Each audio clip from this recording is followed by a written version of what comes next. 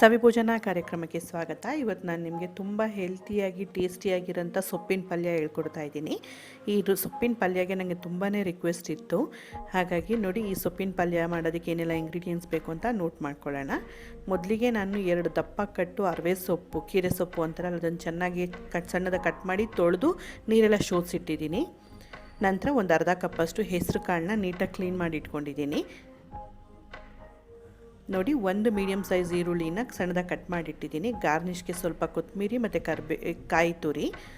ನಂತರ ಒಗ್ಗರಣೆಗೆ ಕರಿಬೇವು, ಒಂದು ಬ್ಯಾಡಗಿ ಮೆಣಸಿನ್ಕಾಯಿ, ಸ್ವಲ್ಪ 2 ಹಸಿಮೆಣಸಿನ್ಕಾಯಿ ಸಣ್ಣದಾಗಿ ಕಟ್ ಮಾಡಿದ್ದೀನಿ. ರುಚಿಗೆ ತಕ್ಕಷ್ಟು ಉಪ್ಪು, ಒಂದು 2 ಟೇಬಲ್ ಸ್ಪೂನಷ್ಟು ಎಣ್ಣೆ, 1 ಟೀ ಸ್ಪೂನಷ್ಟು ಸಾಸಿವೆ, ಅರ್ಧ ಟೀ ಸ್ಪೂನ್ ಜೀರಿಗೆ, ನಂತರ ಒಂದು ಅರ್ಧ ಟೀ ಸ್ಪೂನಷ್ಟು ಅರಿಶಿನ ಪೌಡರು, ಸ್ವಲ್ಪ ನೀರು. ನೋಡೋಣ ಮೊದಲಿಗೆ ಮಾಡೋ ವಿಧಾನ. ಒಂದು ಪಾತ್ರೆಗೆ ನಾನು ಏನು ಮಾಡ್ತಾಯಿದ್ದೀನಿ, ಹೆಸರು ಕಾಳು ಹಾಕ್ಕೊಂಡು ಇದನ್ನು ನೀರು ಹಾಕಿ ಚೆನ್ನಾಗಿ ತೊಳ್ಕೊಳ್ತಾ ಇದ್ದೀನಿ. ನೀಟಾಗಿ ತೊಳ್ಕೊಳ್ಳಿ ಇದನ್ನು ಒಂದು ಸಲ. ತೊಳೆದಿರೋ ಈ ನೀರೇನಿರುತ್ತೆ, ಈ ನೀರನ್ನ ನಾವು ಯೂಸ್ ಮಾಡೋದು ಬೇಡ, ಇದನ್ನು ಡಿಸ್ಕಾರ್ಡ್ ಮಾಡೋಣ. ನಂತರ ಇದಕ್ಕೇನು ಮಾಡಬೇಕು, ಫ್ರೆಶ್ ವಾಟರ್ ಆ್ಯಡ್ ಮಾಡಬೇಕು. ಈ ನೀರನ್ನ ಯೂಸ್ ಮಾಡಬಾರ್ದು, ಈ ನೀರನ್ನ ಡಿಸ್ಕಾರ್ಡ್ ಮಾಡಿ ಫ್ರೆಶ್ ವಾಟರ್ ಹಾಕಿ ಇದನ್ನೇನು ಮಾಡೋಣ, ಈಗ ಗ್ಯಾಸ್ ಆನ್ ಮಾಡಿಕೊಂಡು ಈ ಪಾತ್ರೆನ, ಈ ಹೆಸರು ಕಾಳನ್ನ ಬೇಯೋದಕ್ಕೆ ಇಟ್ಕೊಳ್ಳೋಣ. ನೋಡಿ, ಈ ರೀತಿ ಬೇಯಿಸ್ಕೊಬೇಕು. ಈ ರೀತಿ ಚೆನ್ನಾಗಿ ಕುದಿ ಬರ್ತಾ ಇದೆ ಅಂದಾಗ ನೀವೇನು ಮಾಡಬೇಕು, ಗ್ಯಾಸ್ ಫ್ಲೇಮ್ನ ಈ ರೀತಿ ಮೀಡಿಯಮ್ ಫ್ಲೇಮಲ್ಲಿಟ್ಟು ಮೇಲ್ಗಡೆ ಒಂದು ಪ್ಲೇಟ್ ಮುಚ್ಚಿ ಇದನ್ನು ದಿಂಡಾಗಿ, ಅಂದರೆ ಸ್ವಲ್ಪ ಗಟ್ಟಿ ಇರಬೇಕಾದ್ರೇ ಬೇಯಿಸ್ಕೊಳ್ಳೋಣ. ನೋಡಿ, ನೀಟಾಗಿ ಬೆಂದಿದೆ. ಈಗ ಗ್ಯಾಸ್ ಫ್ಲೇಮ್ನ ಆಫ್ ಮಾಡಿಕೊಂಡು ಇದನ್ನು ತೆಗೆದಿಡ್ತಾ ಇದ್ದೀನಿ. ನೋಡಿ, ಇನ್ನೊಂದು ಬಾಣಲಿಗೆ ನಾನು ಏನು ಮಾಡಿದ್ದೀನಿ, ಒಗ್ಗರಣೆಗೆ, ಈಗ ಪಲ್ಯ ಒಗ್ಗರಣೆಗೆ ಒಂದು ಬಾಣಲಿನ ಬಿಸಿ ಮಾಡ್ಕೊಂಡು ಅದಕ್ಕೆ ಎಣ್ಣೆ ಹಾಕಿ ಸಾಸಿವೆ ಮತ್ತು ಜೀರಿಗೆ ಹಾಕ್ಕೊಂಡು ಫ್ರೈ ಮಾಡ್ಕೊತಾ ಇದ್ದೀನಿ. ಇದು ಸಾಸಿವೆ ಜೀರಿಗೆ ಒಂದು ಸ್ವಲ್ಪ ಚಿಟಪಟ ಅಂದ ತಕ್ಷಣ ಕರಿಬೇವು, ಬ್ಯಾಡಗಿ ಮೆಣಸಿನ್ಕಾಯಿ ಹಾಕ್ಕೊಳ್ಳೋಣ. ನಂತರ ಈರುಳ್ಳಿ ಎಲ್ಲನೂ ಹಾಕ್ಕೊಂಡು ನೋಡಿ ಲೈಟಾಗೆ ಹುರ್ಕೊಳ್ಳೋಣ. ಇದನ್ನು ಒಂದು ಸ್ವಲ್ಪ ಟ್ರಾನ್ಸ್ಪರೆಂಟ್ ಆಗಬೇಕು ಅಂತ. ಈರುಳ್ಳಿ ಸ್ವಲ್ಪ ಅರ್ಧಂಬರ್ಧ ಹುರಿದಿದೆ ಅಂತಂದಾಗ ಇದಕ್ಕೆ ಅರಿಶಿನ ಪೌಡ್ರ್ ಹಾಕ್ಕೊಂಡು ಇನ್ನೊಂದು ಸಲ ಫ್ರೈ ಮಾಡ್ಕೊಳ್ಳೋಣ. 1-2 ಸೆಕೆಂಡ್ಗೆ ಈರುಳ್ಳಿ ನೀಟಾಗಿ ಫ್ರೈ ಆಗಬೇಕು. ನೋಡಿ, ಈಗ ನಾನೇನು ಮಾಡ್ತಾಯಿದ್ದೀನಿ, ತೊಳೆದಿಟ್ಟಿರೋಂಥ ಸೊಪ್ಪನ್ನ ಆ್ಯಡ್ ಮಾಡ್ಕೊಳ್ತಾ ಇದ್ದೀನಿ. ಈ ಸೊಪ್ಪು ಆ್ಯಡ್ ಮಾಡಿಕೊಂಡು ಸೊಪ್ಪಲ್ಲಿರೋ ನೀರೆಲ್ಲ ನೀಟಾಗಿ ತೆಗೆದಿದ್ದೀನಿ. ಈ ರೀತಿ ಮಿಕ್ಸ್ ಮಾಡ್ಕೊಳ್ಳೋಣ ನೀಟಾಗೆ. ನೋಡಿ, ಈಗ ನಾನು ಇದಕ್ಕೆ ಉಪ್ಪು ಆ್ಯಡ್ ಮಾಡ್ತಾಯಿದ್ದೀನಿ.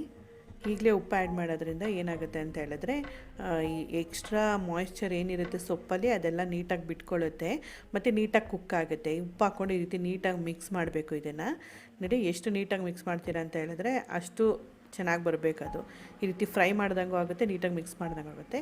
ಈಗ ಏನು ಮಾಡೋಣ, ಮೇಲೆ ಮುಚ್ಚಿ ಇದನ್ನು ಮಿನಿಮಮ್ ಇಲ್ಲ ಅಂತಂದ್ರೂ ಒಂದು 8 ನಿಮಿಷಗಳ ಕಾಲ ಸಿಮ್ಮಲ್ಲೇ ಕುಕ್ ಮಾಡಬೇಕು. ನೀರು ಆ್ಯಡ್ ಮಾಡಬಾರ್ದು. ಆ ಸೊಪ್ಪಲ್ಲಿರೋ ನೀರಲ್ಲೇ ಈ ಸೊಪ್ಪೆಲ್ಲ ನೀಟಾಗಿ ಬೇಯಬೇಕು. ಅಲ್ಲಿ ತನಕ ನೀಟಾಗಿ ಕುಕ್ ಮಾಡೋಣ. ನೋಡಿ, 8 ನಿಮಿಷ ಆಗಿದೆ. ಈಗ ನೋಡಿ, ಆಲ್ಮೋಸ್ಟ್ ಅಲ್ಲಿ ಸೊಪ್ಪು ಬೆಂದಿದೆ. ನಾನು ಟೇಸ್ಟ್ ಮಾಡಿದ್ದೀನಿ, ಇದಕ್ಕೆ ಉಪ್ಪು ಕರೆಕ್ಟಾಗಿದೆ, ಖಾರ ಕಮ್ಮಿ ಇದೆ. ಹಾಗಾಗಿ ಸ್ವಲ್ಪ ಒಂದು ಅರ್ಧ tea spoon chilli powder add ಮಾಡ್ತಾಯಿದ್ದೀನಿ.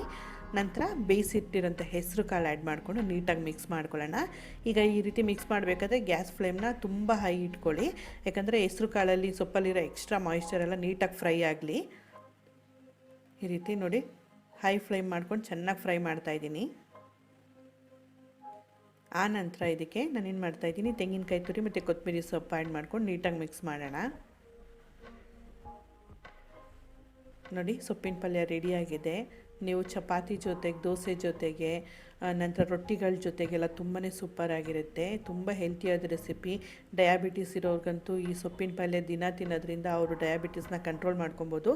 ನೀವು ಸಹ ಈ ರೆಸಿಪಿನ ಮನೇಲಿ ಖಂಡಿತವಾಗ್ಲೂ ಟ್ರೈ ಮಾಡಿ. ಹೇಗೆ ಬಂದಿದೆ ಅಂತ ನಿಮ್ಮ ಅನಿಸಿಕೆ ಅಭಿಪ್ರಾಯಗಳನ್ನ ಕಮೆಂಟ್ಸ್ ಮಾಡಿ. ಈ ರೆಸಿಪಿ ನಿಮ್ಗೆ ಇಷ್ಟ ಆದರೆ ಲೈಕ್ ಮಾಡಿ, ಶೇರ್ ಮಾಡಿ. ಮತ್ತಷ್ಟು ಟೇಸ್ಟಿ ಮತ್ತು ಎಮ್ಮೆ ರೆಸಿಪಿಗಾಗಿ ಸವಿಭೋಜನ ಕಾರ್ಯಕ್ರಮಕ್ಕೆ ಸಬ್ಸ್ಕ್ರೈಬ್ ಆಗೋದು ಮರಿಬೇಡಿ. Thank you.